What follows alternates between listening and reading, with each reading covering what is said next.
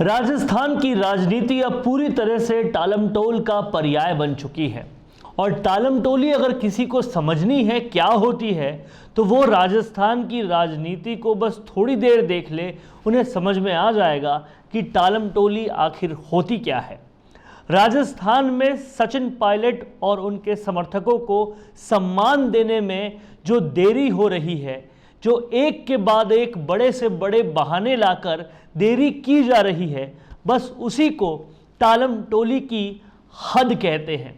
और वो सारी हदें अब पूरी तरह से पार हो चुकी है और ऐसे में फिर से एक बार वही नाटक हुआ है जो लगभग कई बार राजस्थान देख चुका है। और वो नाटक है एक बार फिर से अजय माकन के दौरे का। अजय माकन एक बार फिर से राजस्थान का दौरा करते हैं और वैसे ही सब कुछ होता है। उन्हें लेने के लिए सभी तमाम सारे मंत्री संतरी पहुंच जाते हैं और फिर उनकी आवभगत होती है। वो नागौर प्रशासन के संग कार्यक्रम में हिस्सा लेते हैं और फिर वही हमेशा की तरह कहते हैं कि मैं अपना फीडबैक जाकर आला कमान को दूंगा। अब ये कौन सा फीडबैक देते हैं, कैसा फीडबैक देते हैं जिससे कोई सल्यूशन कभी निकलता ही नहीं, इसकी समझ आज तक किसी को नहीं आई है। कहने वाले सियासी गलियारों में ये कह रहे हैं कि अब जो है कैबिनेट का विस्तार या कैबिनेट का फेरबदल जो है वो उपचुनाव के नतीजों के बाद होगा, यानी कि दीपावली के बाद जब उपचुनाव के नतीजे आएंगे, वल्लभनगर और धरियावाद सीट के नतीजे आएंगे, उसके बाद होगा।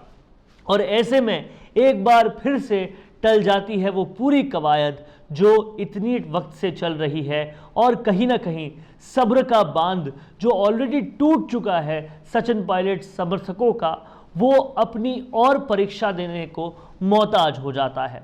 अब देखने समझने वाली बात यहाँ पर यह है कि आखिरकार ये टालमटोली हो क्यों रही है और ये टालमटोली इतनी लंबी चल क्यों रही है। इस टालमटोली का कोई नतीजा निकलता क्यों नहीं है। क्या सच में इतना ज़्यादा असंतोष है या फिर इतनी ज़्यादा इनसिक्योरिटी है कि ये पद भरना ही नहीं चाहते। कालांतर में क्या कभी ऐसा पहले हुआ है कि इतने वक्त तक इतने सारे आयोग खाली रखे गए हों, इतनी सारी पॉलिटिकल पोस्ट खाली रखी गई हो, यहाँ तक कि गुजरात जैसे राज्य में भी पूरी तरह से फेरबदल हो चुके हैं, मुख्यमंत्री तक बदल दिया गया है, पंजाब में फेरबदल हो चुके हैं, फिर राजस्थान में कांग्रेस को डिसीजन लेने में इतनी तकलीफ क्यों आ रही है, इतना दर्द क्यों हो रहा है। ये सवाल पूरी जनता का है, हर कोई ये सवाल पूछ रहा है। और सियासी गलियारों में जो बातचीत चल रही है और जो सियासत दूर से दिख रही है, उससे एक बात तो समझ में आ गई है कि कांग्रेस अब पंजाब के बाद बहुत ही ज़्यादा फूक फूक के कदम रख रही है और इसीलिए शायद जो दो मंत्री गहलोत कैबिनेट के उनको हटाने थे, पहले उन्हें बड़े पद पे भेजा गया, पहले उन्हें संगठन में अच्छे पद पे भेजा गया, हरीश चौधरी को लगाया गया पहले पंजाब का प्रभारी और रघु शर्मा को बनाया गया गुजरात का प्रभारी, उसके बाद ही इन दोनों को कैबिनेट से भेजने की तैयारी की जाएगी।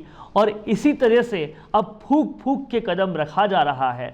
और अब समझने वाली सोचने वाली बात यह है कि रघु शर्मा और हरीश चौधरी जैसे मंत्री अगर गहलोत कैबिनेट से चले जाते हैं तो क्या गहलोत ये संदेश देना चाहते हैं कि बड़े बड़े मंत्री को भी बाहर का रास्ता दिखा दिया है और इसलिए अब जिनको एडजस्ट किया जाएगा वो किसी गुट से ताल्लुक नहीं रखेंगे, वो कोई भी हो सकते हैं।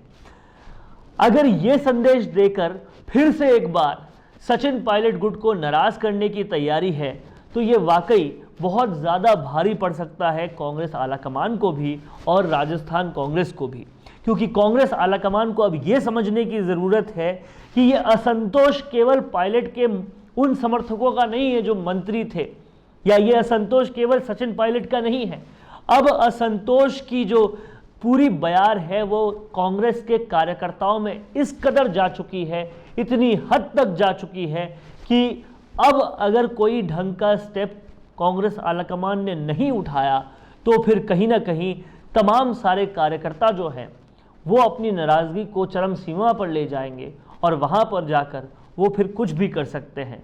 यहाँ पर कांग्रेस को एक बात याद होनी चाहिए कि कांग्रेस बीजेपी नहीं है, कांग्रेस के पास कोई बैकअप देने वाला आरएसएस जैसा संगठन नहीं है, उनके पास गली गली घर घर जाकर वोट मांगने के लिए, वोट बटोरने के लिए केवल कार्यकर्ता है, और ये काम कर कर वो कार्यकर्ताओं को लगातार नाराज कर रहे हैं। और कार्यकर्ताओं को नाराज करने का सीधा मतलब ये है कि वो आने वाले चुनाव में अपने चांसेस खत्म कर रहे हैं, और ना सिर्फ राजस्थान में कर रहे हैं बल्कि पूरे भारत में कर रहे हैं, क्योंकि जो कांग्रेस की वर्किंग देखना चाह रहा है वो राजस्थान की तरफ देख रहा है। और यहाँ से सारे के सारे जो कांग्रेस वर्कर्स हैं, कांग्रेस के कार्यकर्ता हैं, उनके दिमाग में सिर्फ एक ही सवाल उभरता है कि क्या हमारा भी करियर ऐसा हो जाएगा जो सचिन पायलट के साथ कर रहे हैं? क्या हम भी कांग्रेस में शीर्ष पद पर कभी पहुंचे तो हमारे साथ भी ये हो जाएगा?